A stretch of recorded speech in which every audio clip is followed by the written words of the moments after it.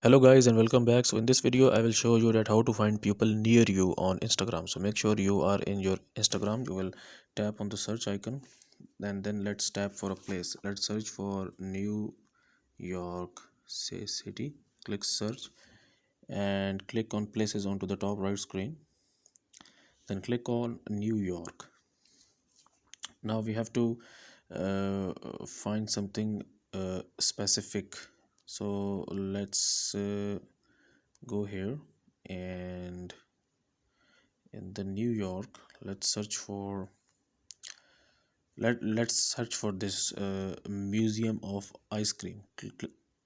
Click on this will get us a specific location, museum of ice cream in New York. Then you have to click on recent